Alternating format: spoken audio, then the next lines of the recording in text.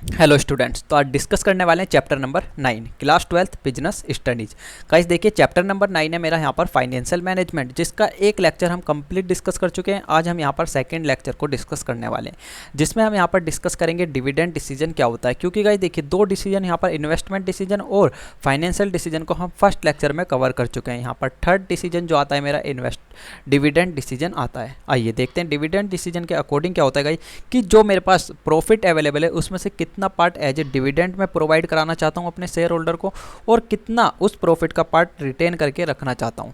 Retain earning का meaning क्या होता है कि जो मैंने प्रॉफिट में से जितना पार्ट एज ए रिटेन करके रखा हूं उसको मैं री इन्वेस्ट करूंगा किसमें, अपने बिजनेस में, या मैं गाइज ऐसे एज ए रिजर्व करके रखूंगा ताकि फ्यूचर में कोई भी अनसर्टेनिटी अराइज होती है तो उस टाइम पर मैं उस फंड का यूज कर सकूँ। वो मेरी क्या कहलाती है, रिटेन अर्निंग। देखिए, total profit should be distributed among the shareholder in such a manner that feels satisfied and also company has sufficient reserve available to meet its future requirement। Guys देखिए, इस तरीके से हमें अपने प्रॉफिट को distribute करना होता है ताकि मेरे शेयर होल्डर भी सेटिस्फाई हो जाए और मेरे पास सफिशेंट रिजर्व भी अवेलेबल हो, ताकि फ्यूचर में मुझे कोई भी नीड अराइज होती है, मुझे फाइनेंशियल नीड अराइज होती है तो उस टाइम पे मैं उस रिजर्व का यूज कर सकूँ। यही मेरा क्या कहलाता है, डिविडेंड डिसीजन कहलाता है। देखिए डिविडेंड क्या होता है, यहाँ पर सबसे पहले डिविडेंड देख लीजिए। Dividend is that portion of divisible profit that is distributed to its owner. Guys देखिए, यहाँ पर क्या है कि एक डिविजिबल प्रॉफिट का वो पार्ट जो हमें ओनर में डिस्ट्रीब्यूट करना है, वो मेरा क्या कहलाता है, डिविडेंड। एग्जाम्पल देखिए, the share holders it's result in current income of the share holder. Guys देखिए, ये क्या कहलाती है, मेरी करंट इनकम कहलाती है शेयर होल्डर की, क्या, डिविडेंड। क्योंकि गाइस देखिए, वहाँ पर उनको कोई भी इंटरेस्ट रिसीव नहीं हो रहा है, रिसीव हो रहा है तो क्या हो रहा है, डिविडेंड। तो डिविडेंड क्या होगी, उनकी अर्निंग कहलाएगी, किसकी, शेयर होल्डर की। आइए सेकंड देखिए, यहाँ पर आती है रिटेन अर्निंग। रिटेन अर्निंग क्या होगी गाइस, देखिए, प्रपोर्शन ऑफ प्रॉफिट विच री इन्वेस्टेड इन द बिजनेस। जो मेरे पास प्रॉफिट अवेलेबल था और उसमें से मैंने एज ए रिजर्व रखा है तो उसको मैं क्या कर रहा हूँ, यहाँ पर री इन्वेस्ट कर रहा हूँ अपने बिजनेस में, ताकि मैं अपने बिजनेस को ग्रो कर पाऊँ, एक्सपेंड कर पाऊँ, या मैं कह सकता हूँ कि फ्यूचर में यदि मैं एज ए रिजर्व रख रहा हूँ तो फ्यूचर में कोई भी अनसर्टेनिटी अराइज होती है तो उस टाइम पर मैं उस फंड का यूज कर पाऊँ। वो मेरी क्या कहलाती है, रिटेन अर्निंग कहलाती है। अब गाइस देखिए, यहाँ पर डिविडेंड डिसीजन लेने में मेरे कुछ फैक्टर जो हैं इफेक्ट करते हैं कि मुझे कितना डिविडेंड जो है डिस्ट्रीब्यूट करना है, कितना डिविडेंड डिस्ट्रीब्यूट नहीं करना है, किसमें, शेयर होल्डर में। वो क्या करते हैं, यहाँ पर कुछ फैक्टर ऐसे हैं जो इफेक्ट करते हैं। सबसे पहला आता है यहाँ पर मेरा अर्निंग। अर्निंग गाइस देखिए, जितनी ज़्यादा कंपनी की अर्निंग होगी वो उतना ज़्यादा डिविडेंड डिस्ट्रीब्यूट कर सकती है, ऐसा नहीं है, करेगी। हो सकता है कि वो एक जो उसने अमाउंट डिसाइड किया है उसको एज ए डिविडेंड डिस्ट्रीब्यूट करे, बाकी रिटेन अर्निंग करके रख ले अपने पास। तो जितनी ज़्यादा अर्निंग होगी उतना ज़्यादा वो डिविडेंड को डिस्ट्रीब्यूट कर सकती है, जितनी ज़्यादा कम अर्निंग होगी वो उतना ही कम अमाउंट ऑफ डिविडेंड डिस्ट्रीब्यूट करेगी। देखिए, dividend are paid out of the current and the past earning. Guys देखिए, यहाँ पर करंट की अर्निंग और पास्ट अर्निंग दोनों को कंबाइंड करके डिविडेंड जो है डिस्ट्रीब्यूट किया जाता है। मोर प्रॉफिट इंश्योर मोर डिविडेंड। जितना ज़्यादा प्रॉफिट उतना ज़्यादा डिविडेंड, जितना कम प्रॉफिट उतना कम डिविडेंड। ये बात आपको क्लियर होनी चाहिए।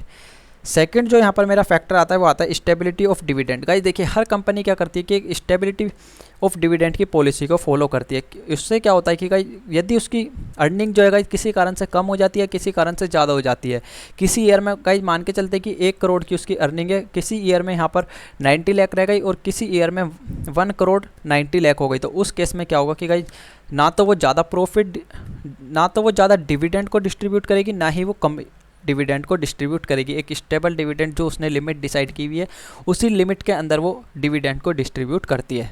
देखिए, company generally follow the policy of stable dividend. यहाँ पर स्टेबल डिविडेंड की पॉलिसी को फॉलो करती हैं मेरी जो भी कंपनियाँ होती हैं। The dividend per share are not altered and change. यहाँ पे कोई भी चेंज नहीं होगा in case of change in earning. Guys देखिए, अर्निंग में चेंज होता है तो वहाँ पर डिविडेंड में कोई चेंज नहीं होगा। फॉर एग्जाम्पल, मेरे पास 1000 रुपये पर शेयर पे मैं एज ए डिविडेंड दे रहा हूँ, कब, जब मेरी अर्निंग जो है 1 CR है। अब गाइस किसी भी कारण से ये अर्निंग मेरी 90 लाख रह जाती है या 1 CR इंटू 90 लाख हो जाती है, तो उस केस में डिविडेंड जो है मैं 1000 ही प्रोवाइड कराऊंगा, यदि मेरी अर्निंग इंक्रीज हो या मेरी अर्निंग डिक्रीज हो। तो यहाँ पर क्या कह रहा हूँ मैं, स्टेबिलिटी ऑफ डिविडेंड को मैं यहाँ पर फॉलो कर रहा हूँ।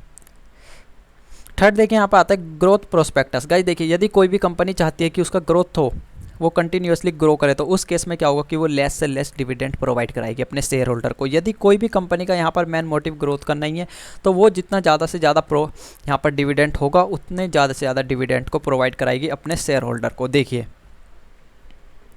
इन case there are growth prospectus for the company in the near future, then it will retain its earning does no or less dividend will be declared. Guys देखिए, या तो वो डिविडेंड को डिक्लेयर ही नहीं करेगी, और करेगी भी तो काफ़ी लेस अमाउंट में डिविडेंड को डिक्लेयर करेगी, क्योंकि उसका मेन प्रोस्पेक्टस क्या है यहाँ पर, ग्रोथ करना। और ग्रोथ कब कर पाएगी, जब उसके पास सफिशेंट फंड अवेलेबल होगा, सफिशेंट अर्निंग अवेलेबल होगी, उसी टाइम पर वो कोई भी कंपनी हो यहाँ पर ग्रो कर पाएगी।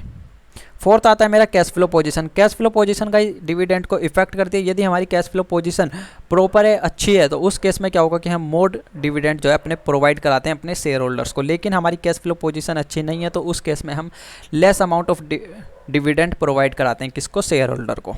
देखिए, dividend involve and outflow of cash. Guys देखिए, जब हम डिविडेंड प्रोवाइड कराएंगे तो हमारा क्या होगा, कंपनी से कैश का आउटफ्लो होगा। It is possible company may have to enough income, but it is equally possible that it may not have the sufficient cash to pay dividend। का देखिए, ऐसा भी हो सकता है कि उसके पास सफिशेंट कैश ही अवेलेबल नहीं है डिविडेंड को पे करने के लिए। तो यहाँ पर कंप्लीटली किसके ऊपर डिपेंड्स होता है, कैश फ्लो पोजीशन के, कि हमारी कंपनी की कैश फ्लो पोजीशन कैसी है, उसके अकॉर्डिंग ही हम यहाँ पर डिविडेंड को डिसाइड करते हैं कि हमें ज़्यादा डिविडेंड प्रोवाइड कराना है अपने शेयर होल्डर को या कम डिविडेंड प्रोवाइड कराना है अपने शेयर होल्डर को। थर्ड देखिए, यहाँ पर फिफ्थ जो आता है मेरा प्रेफरेंस ऑफ शेयर होल्डर का। देखिए, शेयर होल्डर की प्रेफरेंस क्या है, शेयर होल्डर क्या डिमांड कर रहे हैं कि हमें उनको डिविडेंड चाहिए, या वो चाहते हैं कि जो हमारे अर्निंग पर शेयर है वो इंक्रीज हो जाए यहाँ पर, या जो शेयर की वैल्यू है वो इंक्रीज हो जाए। तो यहाँ पर हम शेयर होल्डर के प्रेफरेंस को देखेंगे, उनके अकॉर्डिंग यहाँ पर डिविडेंड डिसाइड करेंगे कि वो क्या चाहते हैं, वो डिविडेंड लेना चाहते हैं या वो चाहते हैं कि उनका जो शेयर की प्राइस है मार्केट में वो इंक्रीज हो जाए। देखिए, while deciding about the dividend, the preference of shareholder is also taken into accounts. In case of shareholder desire for dividend, then the company may go for declaring the same। Guys देखिए, यदि share holder चाहते हैं कि मेरे dividend को declare किया जाए, तो कंपनी क्या करती है, डिविडेंड को डिक्लेयर कर देती है। यदि शेयर होल्डर चाहते हैं उनका जो शेयर का प्राइस है वो इंक्रीज हो, अब गाइस देखिए, शेयर का प्राइस इंक्रीज कब होगा, जब कंपनी ग्रो करेगी, और कंपनी कब ग्रो करेगी, जब उसके पास सफिशेंट फंड अवेलेबल होगा। अब सफिशेंट फंड कब अवेलेबल होगा, यदि वो डिविडेंड को डिक्लेयर नहीं करती है, तो जो अमाउंट उसको एज डिविडेंड पे करना पड़ता वो उसके पास एज रिटेन अर्निंग के रूप में रह जाएगा, तो वो उसको आगे कहीं भी री इन्वेस्ट कर सकती है। तो कंपनी ग्रो करेगी, और कंपनी ग्रो करेगी तो उसके जो मार्केट में शेयर का प्राइस है वो डेफिनेटली इंक्रीज होगा। आइए, सिक्स्थ आता है यहाँ पर मेरा टैक्सेशन पॉलिसी। गाइस देखिए, a company is required to pay taxes on dividend declare by it. If tax on dividend is higher, the company will prefer to pay less by way of dividend, whereas if the tax rate is are lower then more dividend can be declared by the company. Guys देखिए, यदि यहाँ पर मेरा tax rate जो है काफ़ी लो है, तो उस केस में कंपनी क्या करेगी कि मोर डिविडेंड को डिक्लेयर कर देगी। लेकिन मेरा टैक्स रेट काफ़ी हाई है, तो उस केस में क्या होगा, जो मेरा डिविडेंड होगा वो काफ़ी लो अमाउंट में डिक्लेयर होगा। ये बात आपको क्लियर होनी चाहिए। तो यहाँ पर टैक्सेशन पॉलिसी जो है वो भी मेरे इफेक्ट करती है डिविडेंड डिसीजन को। जितना ज़्यादा टैक्स उतना कम डिविडेंड, जितना कम टैक्स उतना ज़्यादा dividend. Issue of bonus share. Guys देखिए, आप तो हम क्या कर सकते हैं, इशू बोनस शेयर को भी हम इशू कर सकते हैं डिविडेंड को इशू ना करके। Company with large reserve may also distribute bonus share to increase their capital base. Guys देखिए, कैपिटल बेस को इंक्रीज करने के लिए कंपनी क्या करती है कि बोनस शेयर को इशू कर देती है। बोनस शेयर का यहाँ पर मीनिंग क्या होता है, गाइस देखिए, कि वो एक्स्ट्रा अपनी कंपनी के शेयर प्रोवाइड करा रही है जो उसके एग्जिस्टिंग शेयर होल्डर्स हैं।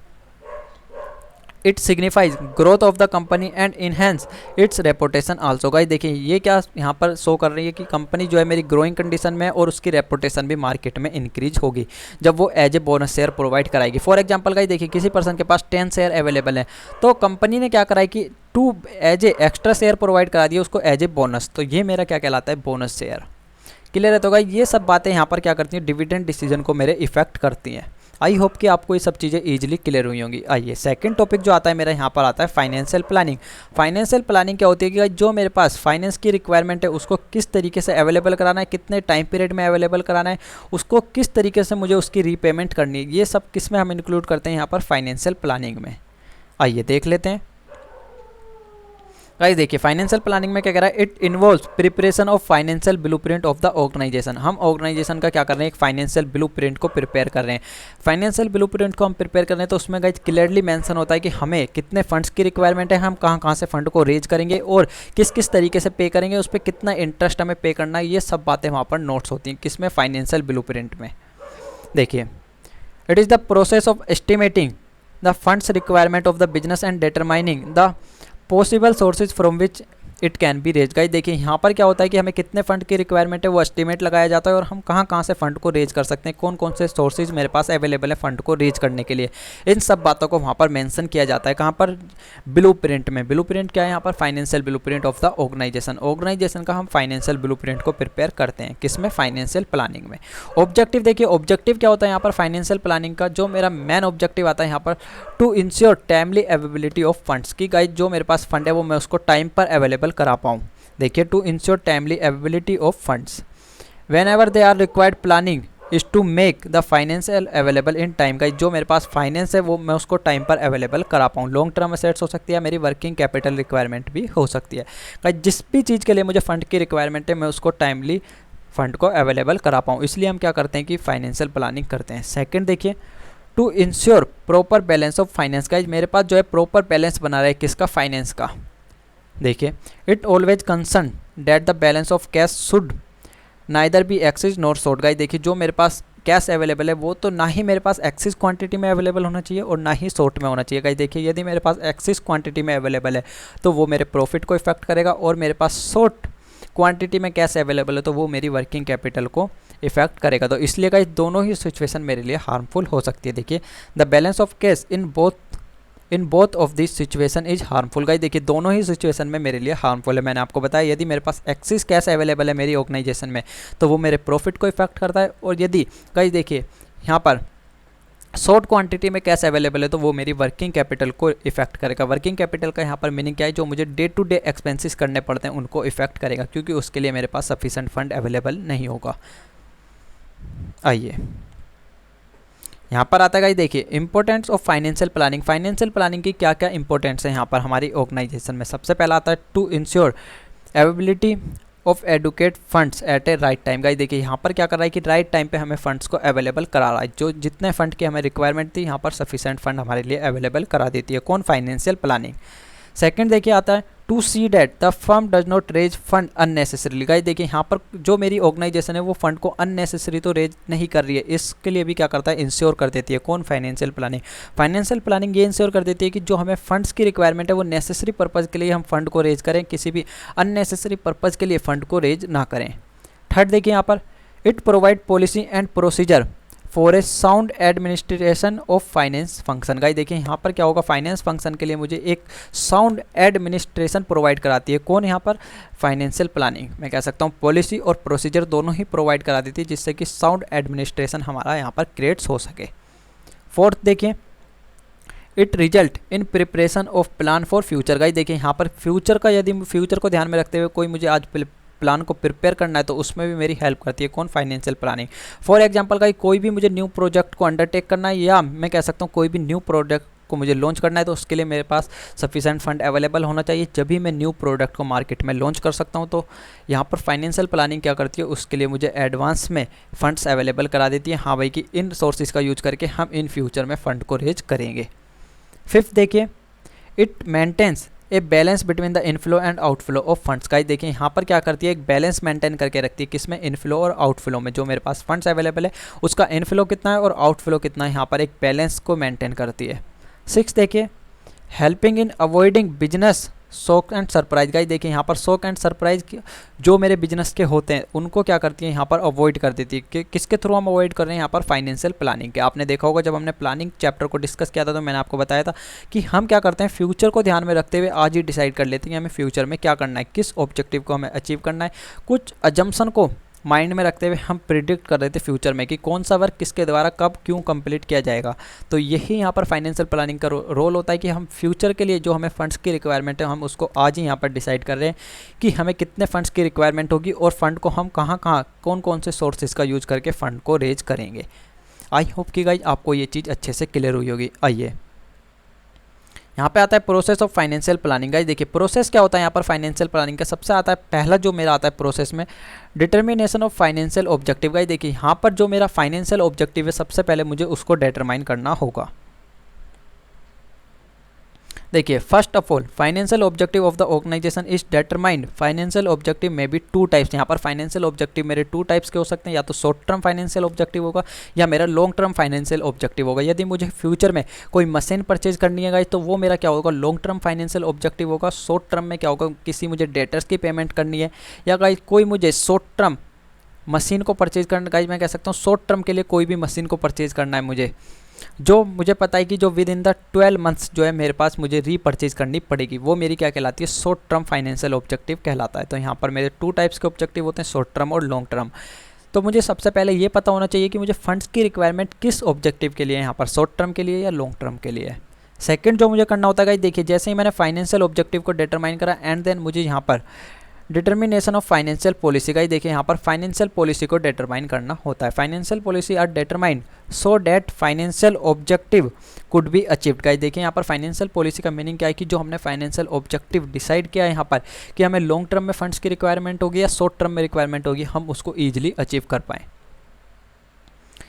It includes capitalization policy, capital structure policy, fix assets management policy, dividend policy and working capital policy etcetera. Guys देखिए यहाँ पर सारी पॉलिसी को हम इंक्लूड कर देते हैं, या तो वो मेरी फिक्स असेट से रिलेटेड है या वो मेरी कैपिटल असेट से रिलेटेड है या मेरी कैपिटल स्ट्रक्चर है। कैपिटल स्ट्रक्चर क्या होती है अभी हम यहाँ पर डिस्कस करेंगे। नेक्स्ट टॉपिक जो हमें डिस्कस करना है वो कैपिटल स्ट्रक्चर को ही डिस्कस करना है यहाँ पर।